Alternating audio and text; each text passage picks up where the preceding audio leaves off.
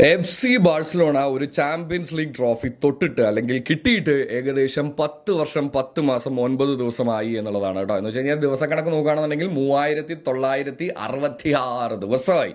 ഈ 11, 12, 13, 15 ഒക്കെ പറയുന്നവരോട് പറയാ, എടാ 2015 ജൂണിലാണ് അവസാനമായിട്ട് അടിച്ചത്. അപ്പം നിങ്ങൾ വർഷക്കണക്ക് കൃത്യമായിട്ട് പറഞ്ഞു, അതിൽ നമുക്ക് കുഴപ്പമൊന്നുമില്ല, നമ്മളങ്ങനെ ട്രോഫി കണ്ട് കൂടിയൊന്നുമല്ല.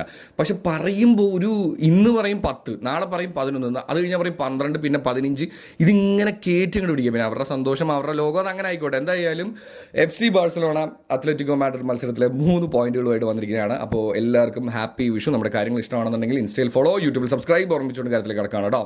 ഒന്നാമത്തെ പോയിന്റ് എന്ന് പറയുന്നത് ഹാൻസി ഫ്ലിക്കിൻ്റെ ചില സമയത്ത് പ്ലാനുകളെല്ലാം കറക്റ്റ് ആയിരിക്കും, ചില സമയത്ത് അത് പറ്റില്ല. ഒന്നാമത് നമ്മുടെ പ്ലേയേഴ്സിന് ഡിഫൻസിലായാലും സ്ട്രൈക്കിംഗ് പൊസിഷനിലാണെങ്കിലും നമുക്ക് അത്രയും കുറച്ചും കൂടെ നല്ല പ്ലേയേഴ്സിന് ആവശ്യമുണ്ടെന്നുള്ളതൊരു വലിയ ഫാക്റ്റാണ്. സോ ആ സമയത്ത് നമ്മൾ ഒന്ന് ഒതുങ്ങി ഡിഫെൻഡ് ചെയ്തിരുന്നെങ്കിൽ ചിലപ്പോൾ ഇന്നലത്തെ കളി കയ്യിലിരുന്നേനെ എന്നെനിക്ക് തോന്നിയായിരുന്നു.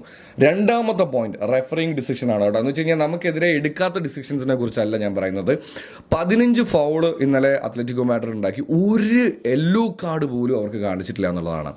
അതെന്താണെന്ന് ചോദിച്ചു കഴിഞ്ഞാൽ അത് ചാമ്പ്യൻസ് ലീഗാണ്, അതങ്ങനെയാണ്.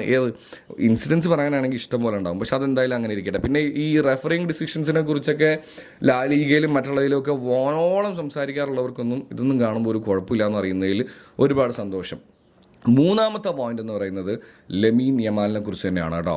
ഒപ്പം ഫെർമിൻ ലോപ്പസിനെ കുറിച്ചും പറയാതിരിക്കാൻ വയ്യ. കാരണം ആ ചുണ്ടും മൂക്കും ഒക്കെ പൊട്ടിയിട്ടും അവൻ എടുത്തിട്ടുള്ള ഒരു എഫേർട്ട് എന്ന് പറഞ്ഞു കഴിഞ്ഞാൽ Barca fans should be proud of him. കാര്യം നമുക്ക് ഇതുപോലുള്ള താരങ്ങൾ, മരിച്ച് കളിക്കുന്ന താരങ്ങളുണ്ടെന്നുള്ളതാണ്. ഇനി ലെമീൻ യമാലിൻ്റെ കാര്യം നോക്കുകയാണെന്നുണ്ടെങ്കിൽ ഒരു ഗോളും അതുപോലെ തന്നെ 3 or 4 ബിഗ് ചാൻസ് ക്രിയേറ്റ് ചെയ്തിട്ടുണ്ട് ഒരു നോക്കൗട്ട് സ്റ്റേജ് ഇൻ ചാമ്പ്യൻസ് ലീഗിൽ. അതെന്ന് പറഞ്ഞു കഴിഞ്ഞാൽ is not a small number.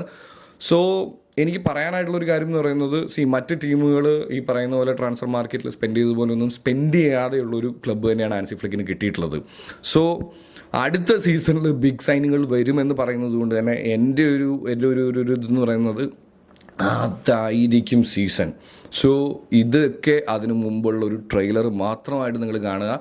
എന്തൊക്കെയാണെങ്കിലും മറ്റുള്ളവരെ പോലെയൊന്നും നമ്മൾ ഈ ട്രോഫി കണ്ട് കൂടിയതല്ല. ഇതുപോലുള്ള ഒരുപാട് ഇൻസിഡൻസിലും നമ്മളെന്നും ബാഴ്സയായിട്ട് തന്നെയാണ് നിന്നുള്ളത്, ഇനിയും അങ്ങനെ തന്നെ ആയിരിക്കും. പിന്നെ കളിയാക്കുന്നവരോട് പറയുക, എടാ ഞങ്ങൾ അതിനെ ഒബ്സെഷൻ വിളിക്കൂല കേട്ടോ. കാര്യം എന്താണെന്നറിയോ, അത് നമ്മൾ ചെയ്താലാണല്ലോ ഒബ്സെഷൻ, നിങ്ങൾ ചെയ്ത് കഴിഞ്ഞാൽ അത് ഫുട്ബോൾ ടോക്കാണ്. അപ്പോൾ പിന്നെ അങ്ങനെ ആവട്ടെ. വിസ്ക ബാസ.